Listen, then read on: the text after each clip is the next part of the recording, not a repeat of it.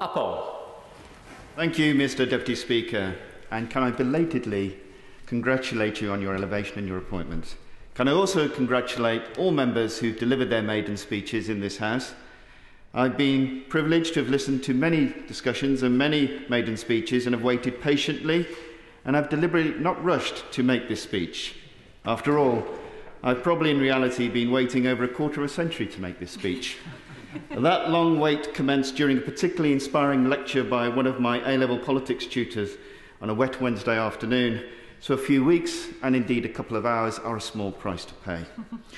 I've not traditionally been an individual who has ascribed to a fatalistic view of life, but I've found my scepticism tested by the fact that my majority of 691 that has brought me to this great House is exactly the same as that of another young Conservative Member of Parliament who won the seat of Wolverhampton for the first time in 1950, one Enoch Powell. I make this statement with my tongue firmly pressed against the inside of my cheek and an ironic smile on my face. I would also appeal to all members of the House to take me on one side and proofread any of my speeches should I feel compelled in 18 years' time to make a controversial speech at the Midland Hotel. And likely to happen, I feel, primarily because the hotel is no longer there. But I've lived enough of a life to know that you should never say never. Again, I'd ask Hansard to note that my tongue is now firmly affixed to the other side of my cheek. Am I here via the product of karma or kismet?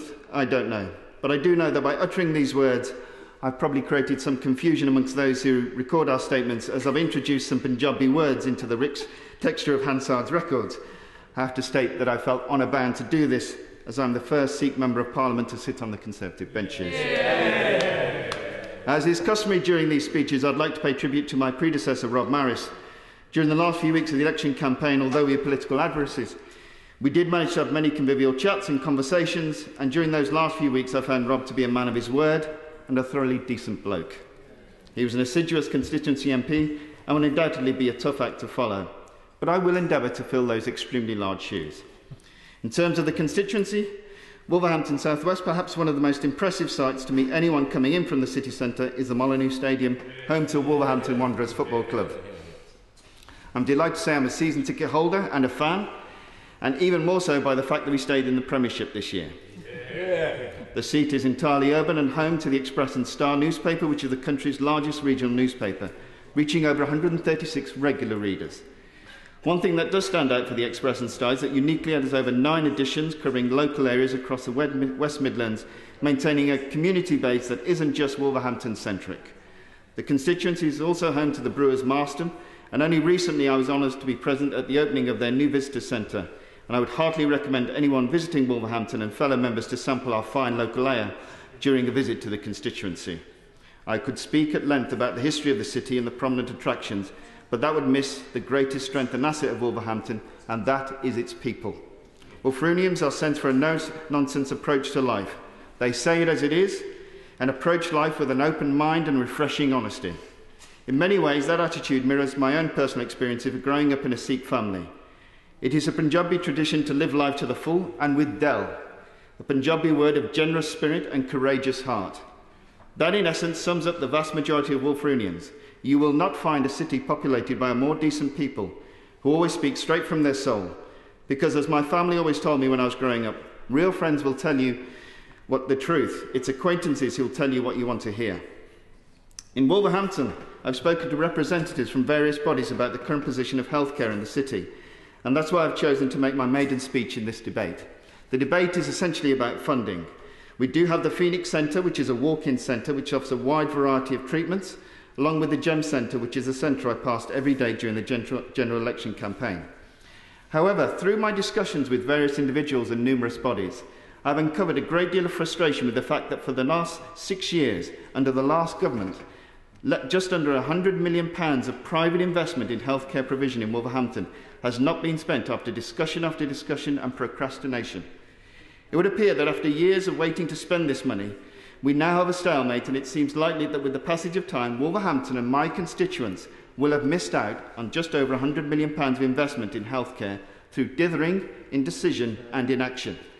I'm not interested in apportioning blame on this issue, but have chosen to raise it as I feel passionately about this. and that the issues raised by this inaction could prove guidance to legislators and executives nationally and locally alike. I am stoical in my view that we can't change what happened yesterday, but we can change tomorrow. To get to the nub of the issue, Wolverhampton is involved in a dialogue with the LIFCO, which is essentially a PFI initiative to push forward service-led initiatives to bring about radical change in primary and social care. We can talk long and hard about the pros and cons of PFI initiatives, but through my discussions with these various bodies, total inaction is universally perceived to have been the worst option. Without going into the minutiae of the detail, essentially we have a situation where the public sector and private sector came together in good faith, but over a period of time, the private sector either lose faith or the project feels to fall away as everybody feels they're at a total impasse. The reason I feel is because eventually somebody has to make a decision and ultimately take a risk.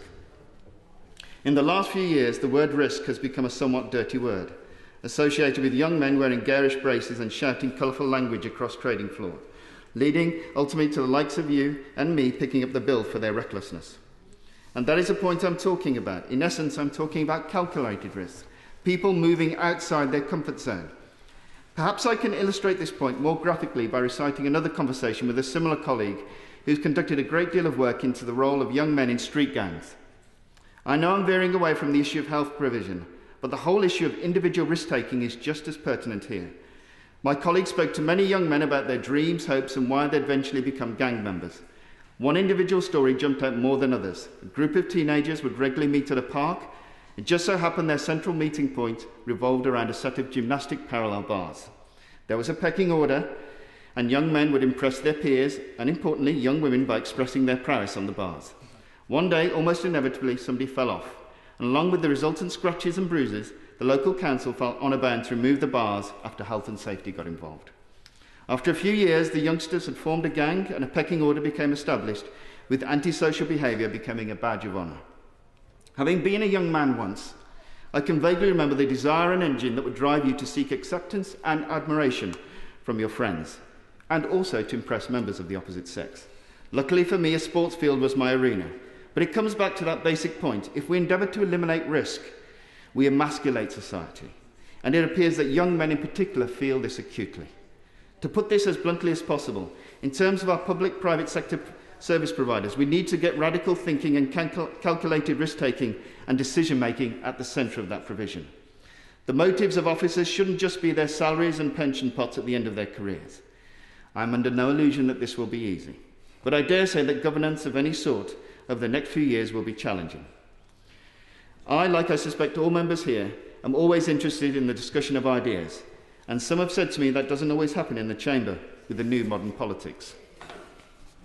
Forgive me if I strayed into controversial ground, but as I alluded to earlier on, talking straight and the no-nonsense approach is the Wolverhampton way. And it is in that vein that I would make a plea for all members to revisit the issue of postal voting fraud, which I'm sad to say appears to be live and well in many of our metropolitan areas. I've been approached by numerous individuals within my own constituency since I've been elected, who have spoken to me about this issue, and in my case it actually worked against me. To members opposite, I'd say there may be cases where it will have worked against them. In any case, I think we're all very much at a crossroads here. I can envisage a time soon where very easily and quickly we'll face an escalation of a fraudulent race here, as either side endeavours to outdo the other.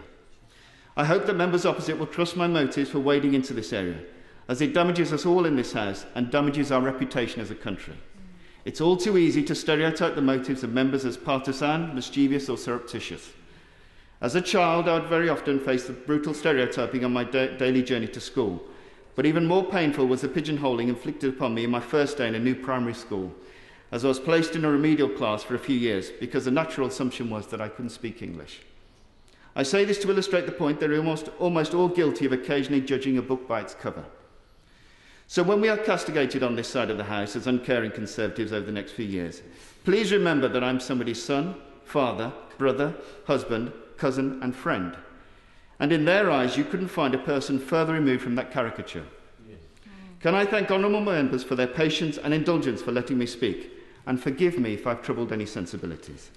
This great House is nothing if it is not a reflection of the individual stories of its members, and I hope that by adding my own perspective, I've added to the strength of its foundations and to the breadth of debate. Thank you once again. Yeah.